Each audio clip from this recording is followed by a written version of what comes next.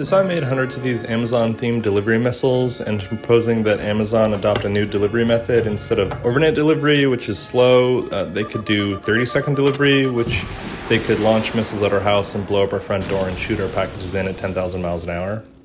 So step one was to make a missile. I started off by cutting a bunch of aluminum tube to length on the chop saw. Then I went over to the milling machine and got this thing called a rotary table, which allows me to rotate circular parts to very specific angles and drill holes in them. Then I took a large end mill and put it into the milling machine and used some anchor lube to cut larger windows. And then I went over to the belt grinder and ground the outside so it'd be nice and smooth and shiny. And the missile was made of 3 individual parts, and with those done, I need to figure out a way to fit this rod into this hole, but I don't have a lathe, so I stuck it in a drill, and then I ground it down, and then tried to test fit, and then ground it down, and then test fit, and then got it stuck.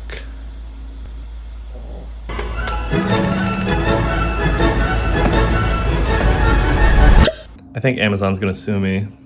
So the Amazon brand and logo are trademarked, and what does that mean? It means that other people or companies can't use that to sell their products, which is exactly what I'm doing.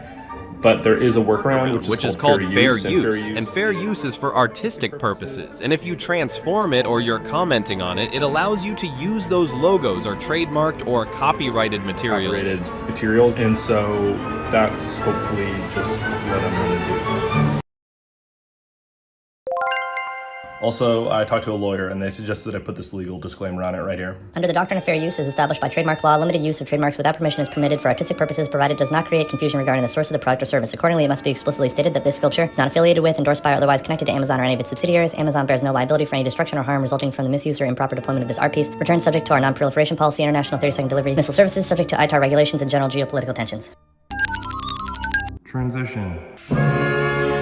Then it was time to move on to making the fins, and pretty quickly I ran into a big issue where I gummed up the aluminum cutter and it started just clogging everything. So I stood there with a bottle of lube, and that eventually worked. I came off the CNC with all these tabs, so I cut them off with a jigsaw, then went over to the belt grinder and ground off the tabs.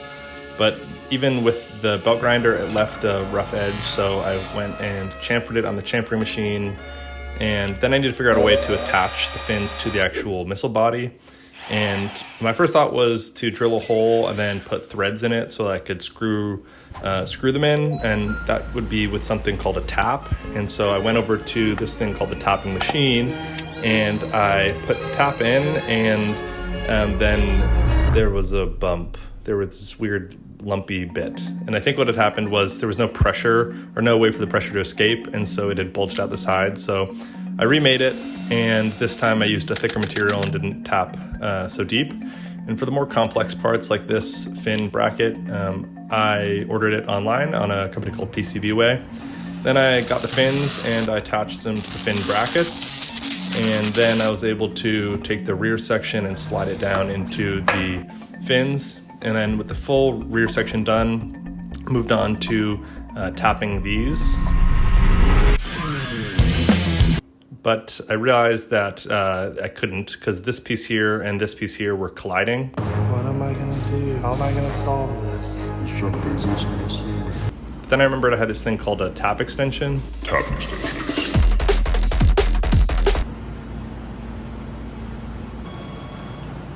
And with that, I was able to tap the collars and slide them onto the mid-tube. Then I needed a way to attach the front fins, and so I chamfered the edges of these small pieces and then slid them onto the front fins and then screwed them down. And with the front fins assembled, then I could slide them down into the front tube. Then I took this shiny iridescent piece of acrylic and brought it over to the laser cutter and cut it into a bunch of individual windows. And then I brought those windows and I brought them back over to the front tube and slid them down into this sensor package. And you can see I got this 3D printed jig that would push it down to the perfect depth. And you can see on the inside of the windows, I put miniature circuit boards. Then I got this miniature dollhouse package, this Amazon package. It's meant for dollhouses from Amazon, actually.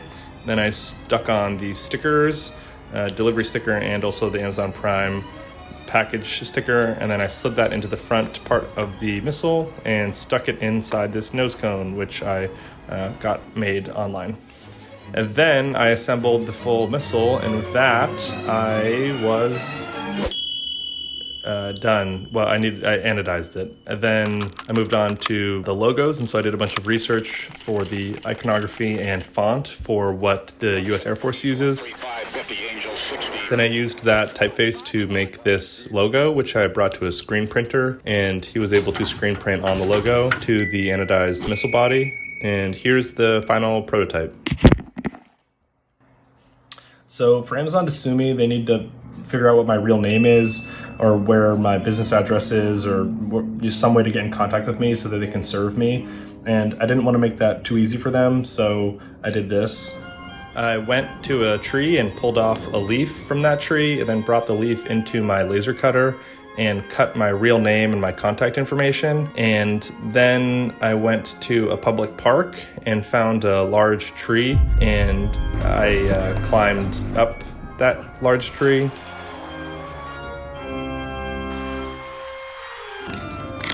Halfway up.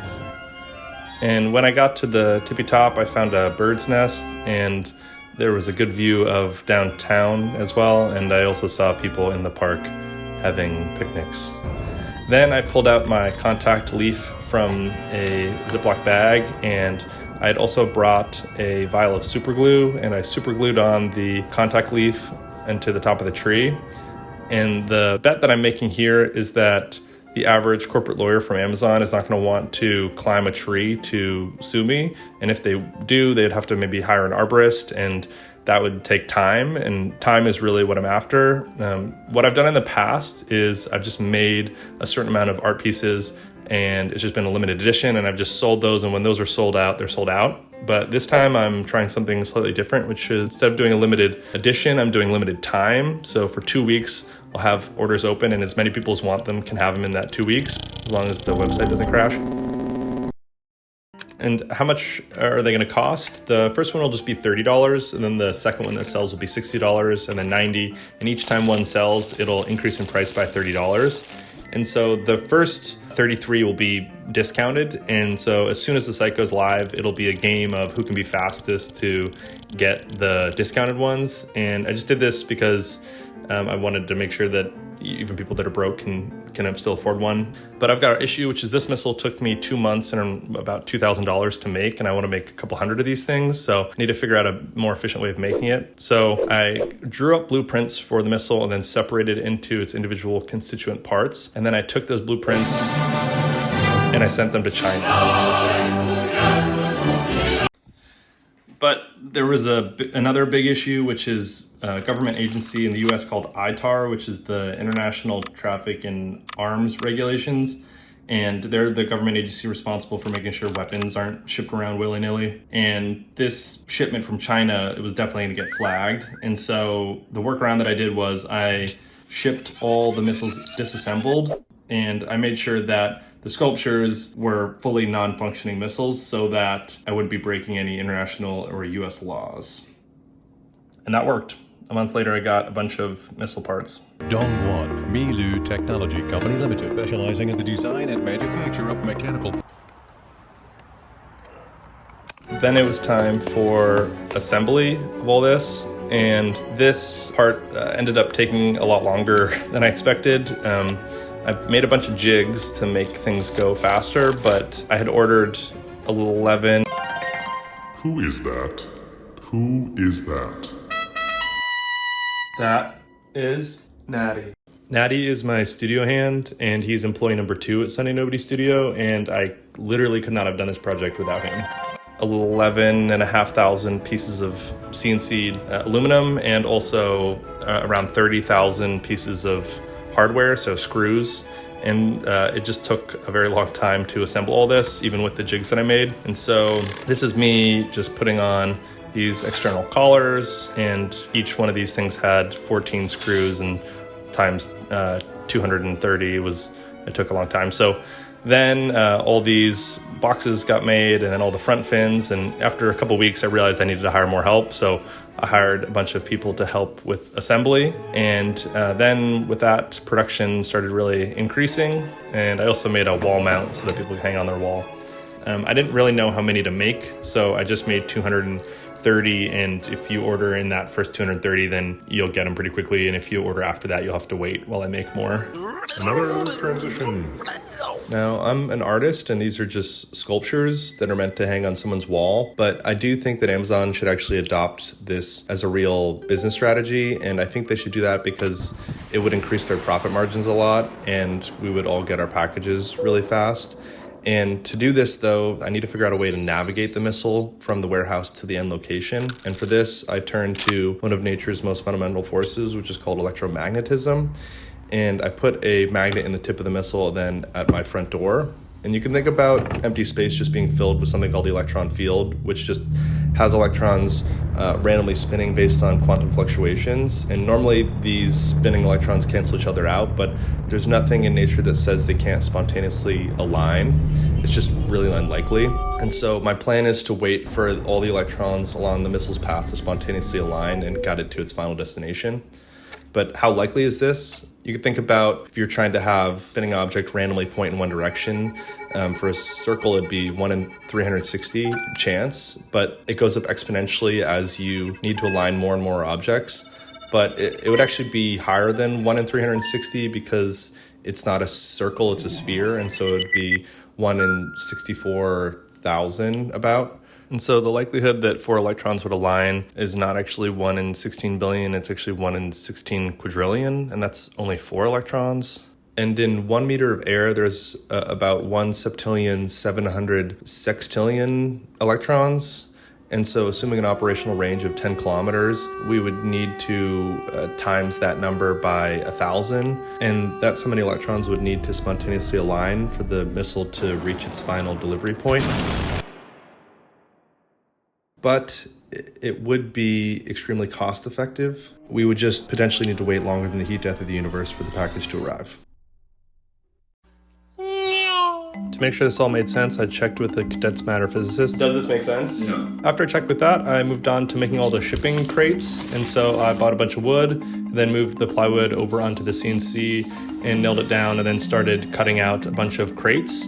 And all the wood we stacked up, and then we had to also cut off the tabs left by the CNC. And making the crates took as long as actually making the missiles, and I was sort of surprised by this. I made a jig on the welding table so that we could make the crates faster, but we need to reinforce the edges, so I got a bunch of batting and started cutting this down to size. And Natty also did a huge amount of work with the crates as well, and we ordered a huge amount of wood, and attaching the batting on the outside took, a couple minutes per box, but times 230 boxes, it took us a couple months to make all the crates.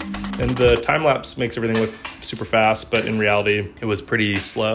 These are designed to make the missiles not touch the edges of the box, and I made these little hammock things that the missile could sit in. And I wanted to make sure that the wood didn't scratch the anodized metal surface, and so I got these little foam pieces that I cut to length and then attached them to the underside of the hammocks, and so that the missile could sit inside the box without touching the edges and be locked in place.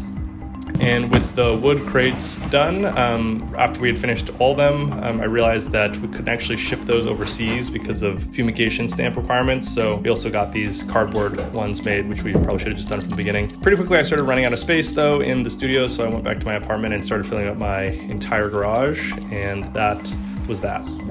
Then I realized because of x-rays, there's no way these things were going to be able to pass international customs. So I took the fins off, and I'm shipping those separately for international orders, so just to make things easier. I also made this limited run of blueprints just because there's only so many of the cheap missiles, and I just wanted to make sure there was a price point for everyone. And yeah, that's the whole process. It took about 10 months. They're up on my website right now. There might be some of the cheap ones left. Here are all the people that helped. I couldn't have done it without them. And that's it. Thanks for watching.